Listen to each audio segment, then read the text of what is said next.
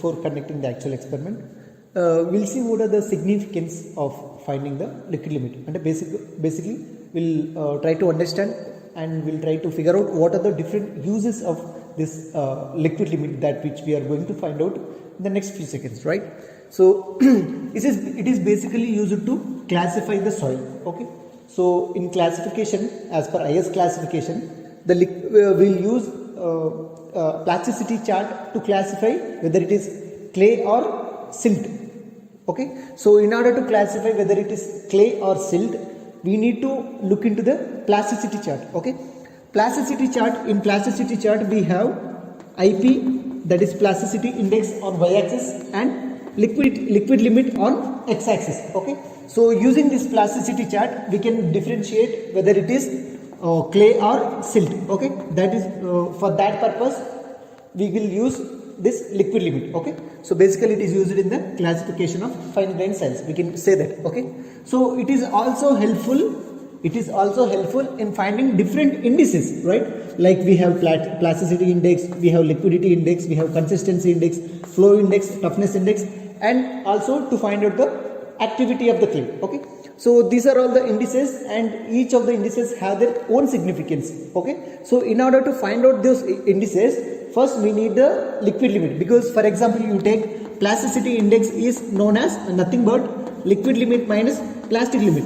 So if you want to find out the plasticity index of any clay, we definitely need the liquid limit of that particular soil. Okay, so in that case liquid limit is useful. Okay, so you take an example of activity of the clay is nothing but IP, plasticity index by percentage of clay. Okay, so in order to find the IP, plasticity index, again we need liquid limit. Okay, so these are all the few significances of finding the liquid limit, so that we can easily find out the flow index. Okay, flow index is nothing but the slope of the curve that we are drawing for liquid limit. Okay, I'll explain in detail about all those indices in coming chapters. Okay, next we can able to estimate, or we can able to know the compressibility of the soil. Okay, if any soil is having more compressibility, like more liquid limit, so that indicates the compressibility of the soil is more. Okay, so we can estimate depending on the liquid limit. For example, if you compare any two soils, so you can compare with respect to liquid limit, and if the liquid limit of any sample is more when compared to other sample, so we can state that the compressibility of the soil is more. Okay, compressibility is directly proportional to the liquid limit. The soil which has more liquid limit, we can say that it is more compressible. Okay, so we can say that, okay, depending on the liquid limit of the soil. Okay, and also it gives an idea. Okay, liquid limit of the soil gives an idea about the shear strength of the soil. Okay, so if the soil is having more liquid limit, so you can expect in that case the soil may be having less shear strength. Okay, so it gives a basic idea of the shear strength of the soil. Okay, so these are all the few important things, and apart from this there are many other importance, like while calculating the settlement. Okay, in consolidation we use liquid limit, okay, to find out the compression index CC.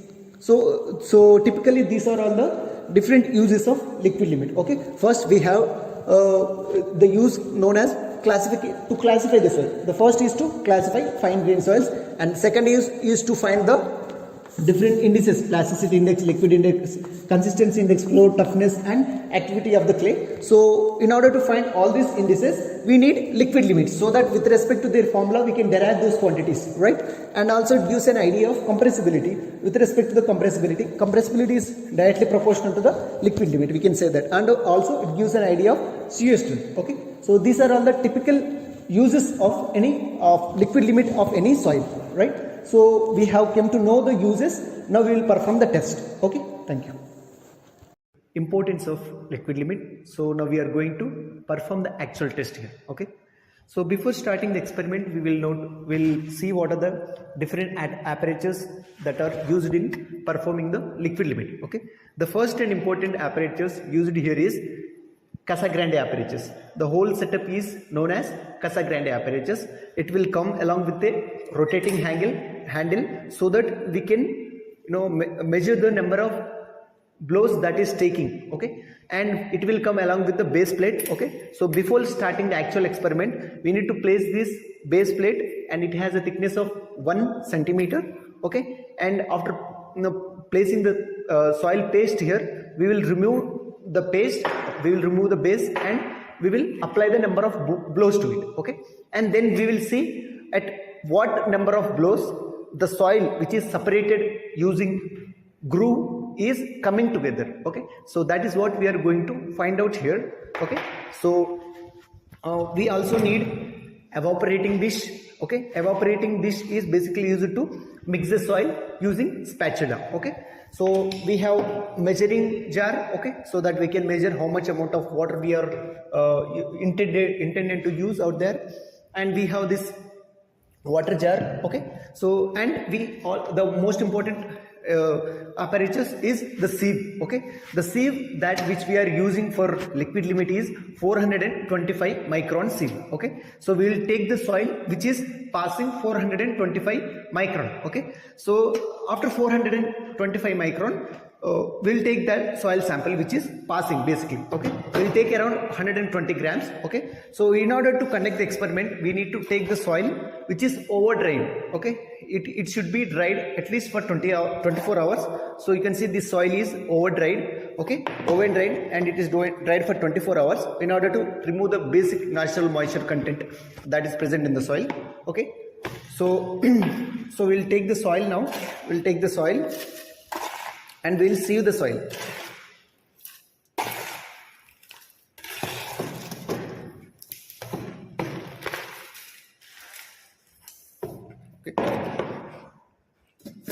Okay, we can either use mechanical sieving or we can use manually. Okay, so I'm using manual sieving here.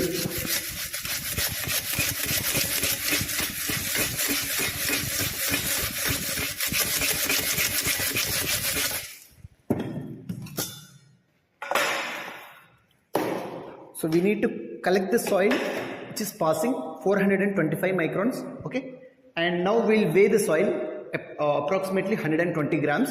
Okay, basically we'll take a random percentage of soil water that is to be added out here. Okay, so we'll add, basically I'm going to add 20%. Okay, so I have taken 120 grams of soil. 20% of 120 grams is 24 ml or 24 grams. Okay, so we'll add 24 ml of water. We'll add 24 ml.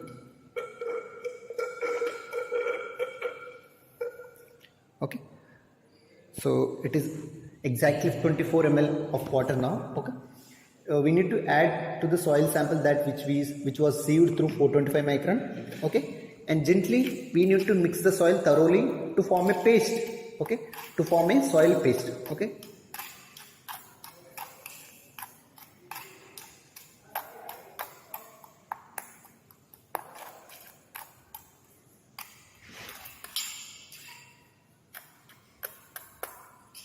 Sir इसके focus करो ना, क्या हो रहा है.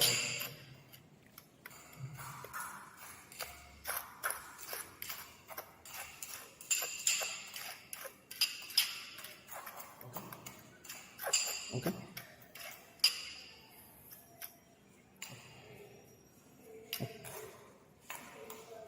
A paste like this. Okay, so now we are going to place this paste into the mold.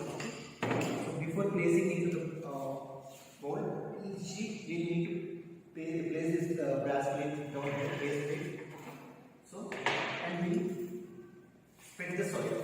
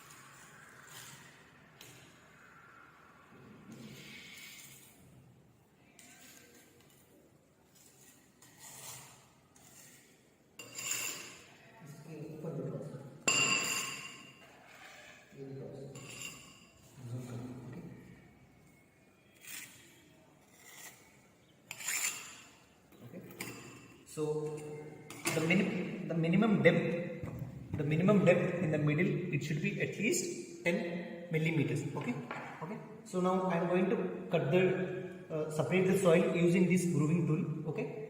So this is ASTM grooving tool. Okay. So here we can see the clear difference between two layers. Okay, we have separated them as two layers. Okay, now perform the test by applying the number of blows, and we will see at what number of blows it is touching together.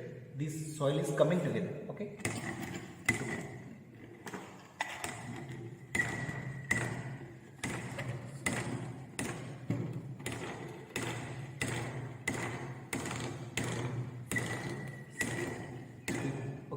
So here you can see the soil is touching completely for here it is for 17 number of blows. Okay, so we'll note this reading 17 and we'll find out the water content that is present in this soil. Okay, we'll use oven drain method to find out the water content that is present in this soil. Okay, initially I have taken the weights of these tins before taking the soil sample so that it is easy for us to calculate the water content. Okay, so I have taken the soil. Resume. So now we'll place this soil sample in the oven. Okay, and we'll let it dry for 24 hours, and tomorrow we'll take the readings so that we can find out the water content that is present in that soil sample. Basically, how we can calculate the water content by using the formula weight of water divided by weight of solids. Okay. So after placing the soil sample in oven drain, okay, we will be estimating and we will be calculating the water content, okay, that is present in that particular soil sample. Okay. So how do we measure water content? There are different methods of measuring water content. The most effective method is oven drain method. Okay. Basically, we will take the sample and we will place in the oven and we will let it dry for